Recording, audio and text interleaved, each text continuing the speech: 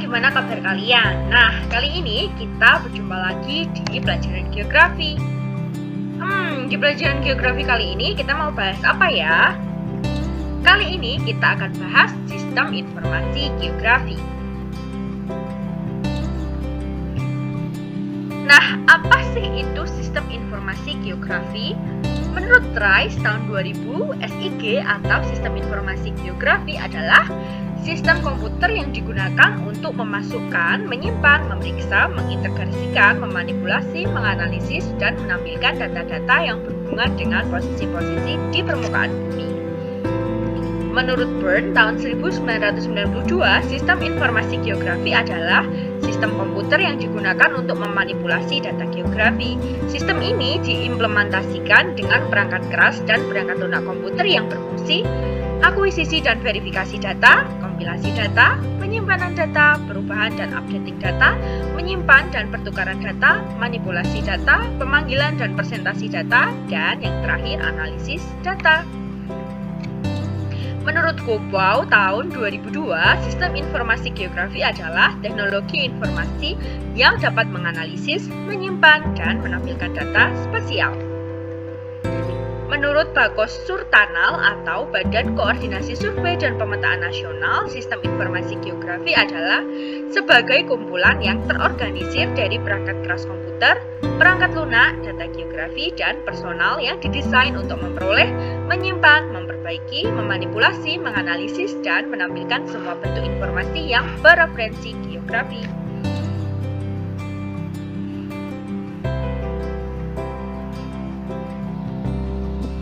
Nah, di sistem informasi geografi terdapat komponen penginderaan jauh. Apa aja komponennya? Yang pertama ada hardware, software, data, metode, dan pengguna.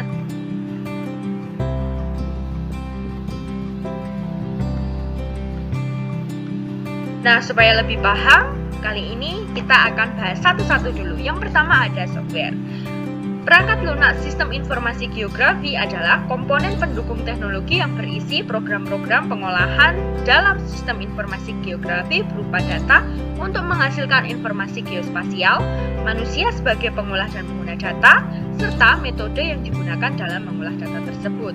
Contohnya adalah ArcGIS, MapInfo, ArcMap, ArcGIS, Serpec, GIS System, Global Mapper, dan Mindscape.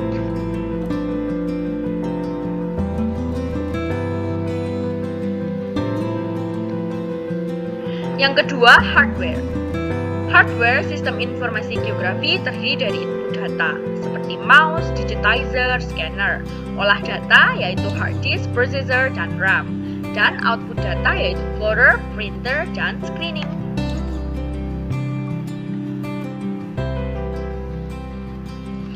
Nah, kali ini aku punya tebak-tebakan. Dari gambar ini, coba sebutkan mana bagian input, proses, dan outputnya.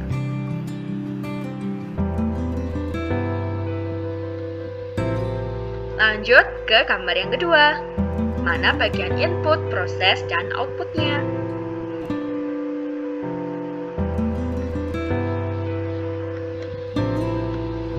Yang ketiga ada data.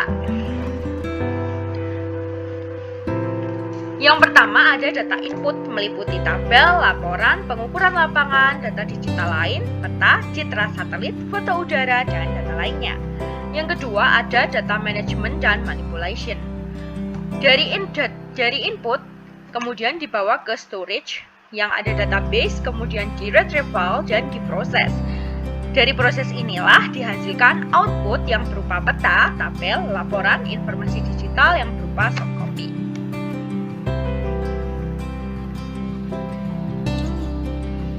Yang keempat ada metode.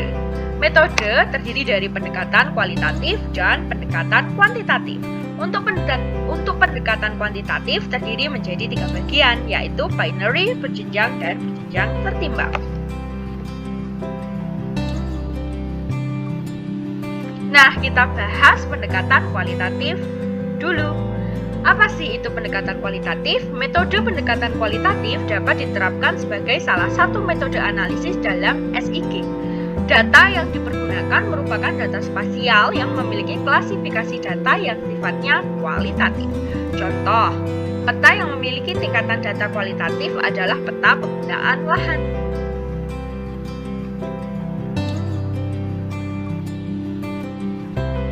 Kemudian kita juga akan bahas salah satu analisis spasial SIG. Menurut Edi Prahasta tahun 2009, fungsi dari analisis spasial yaitu yang pertama ada klasifikasi, yaitu suatu kegiatan yang kembali suatu data hingga pada akhirnya menjadi sebuah data spasial yang baru dan berdasarkan pada kriteria atau atribut tertentu.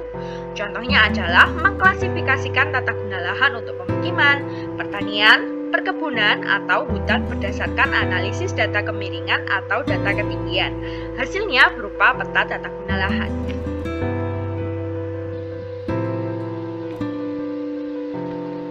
Yang berikutnya ada jaringan atau network, yaitu sebuah fungsionalitas yang merujuk pada data-data spasial, titik-titik ataupun garis-garis sebagai jaringan yang tidak terpisahkan. Misalnya, sistem jaringan telepon kabel listrik, pipa minyak atau gas, pipa air minum, atau saluran pembuangan.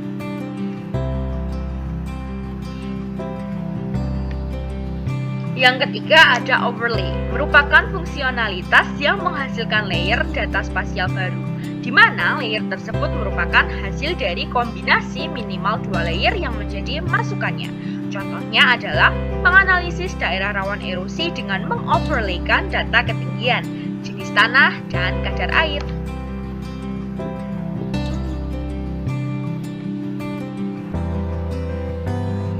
Selanjutnya ada buffering. Buffering adalah fungsi yang akan menghasilkan layer spasial baru, menghasilkan layer data spasial baru dengan bentuk poligon, serta memiliki jarak tertentu dari unsur-unsur spasial yang menjadi masukannya. Buffering misalnya dapat digunakan untuk menentukan jalur hijau di perkotaan, ZEE yang dimiliki suatu negara, mengetahui luas daerah yang mengalami tumpahan minyak di laut, atau untuk menentukan lokasi pasar, toko atau outlet dengan memperhatikan lokasi konsumen, termasuk memperhatikan lokasi toko atau outlet yang dianggap pesaing. Selanjutnya ada 3D analysis. Fungsi ini terdiri atas sub-subfungsi yang berkaitan dengan presentasi data spasial yang terdapat di dalam ruang 3 dimensi atau permukaan digital. Misalnya digunakan untuk menganalisis daerah yang akan terkena aliran lava jika gunung api diprediksi akan meletus.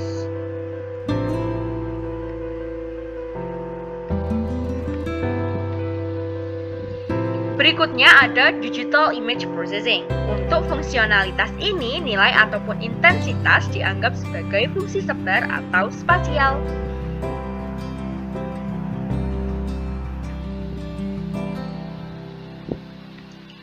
Nah, gimana? Kalian pasti makin paham kan dengan sistem informasi geografi? Supaya kalian makin ngerti dan paham, kita lanjutkan ke sistem informasi ke bagian yang kedua ya. Kita bertemu lagi di sistem informasi bagian 2. Bye-bye.